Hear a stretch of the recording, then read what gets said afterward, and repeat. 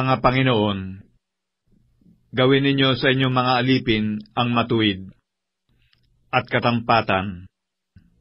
Yamang nalalaman ninyo na kayo naman ay meron ding isang Panginoon sa langit. Manatili kayong palagi sa panalangin, na kayo'y mangagpuyat na may pagpapasalamat. Natuloy idalangin din ninyo kami, na buksan sa amin ng Diyos ang pinto sa salita, upang aming salitain ang hiwaga ni Kristo, na dahil din dito'y may mga tanikala ako, upang ito'y aking maihayag, gaya ng aking nararapat na salitain. Magsilakad kayo na may karunungan sa nangasalabas, na inyong samantalahin ang panahon.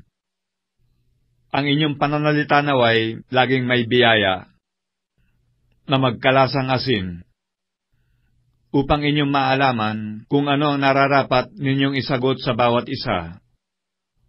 Ang lahat ng mga bagay ukol sa akin ay ipatatalastas sa inyo ni Tikiko, na minamahal na kapatid at tapat na ministro, at kasamang lingkod sa Panginoon, na siyang aking sinugo sa inyo sa bagay na ito, upang maalaman ninyo ang aming kalagayan, at upang kanyang aliwin ang inyong mga puso, na kasama ni Onesimo, tapat at minamahal na kapatid, na siya'y isa sa inyo.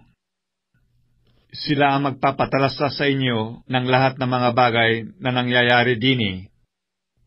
Binabati kayo ni Aristarco na kasama ko sa bilangguan, at ni Marcos na pinsan ni Bernabe. Tungkol sa kanya'y tinanggap ninyo ang mga utos. Kung paririyan siya sa inyo, ay inyong tanggapin.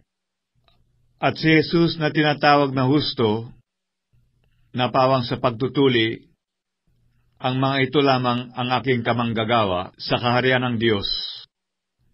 Mga taong naging kaaliwang ko, binabati kayo ni Epapras, na isa sa inyo, na lingkod ni Kristo Jesus, na siyang laging nagsisikap dahil sa inyo sa kanyang pananalangin, upang kayo'y magsitatag ng mga sakdal at lubos na tiwasay sa lahat na kalooban ng Diyos.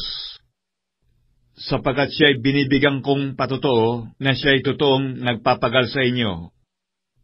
At sa nangasa Laodicea, at sa nangasa Hierapolis, binabati kayo ni Lucas, ang minamahal na manggagamot, at ni Demas. Batiin ninyo ang mga kapatid na nangasa Laodicea, at si Nimpas, at ang iglesyang nasa kanilang bahay. At pagkabasa ng sulat na ito sa inyo, ay ipabasa naman ninyo sa iglesia ng mga taga-Laodicea, at basahin naman ninyo ang sulat na mula sa Laodicea. At sabihin ninyo kay Arkipo, ingatan mo pa rin ang ministeryo na tinanggap mo sa Panginoon.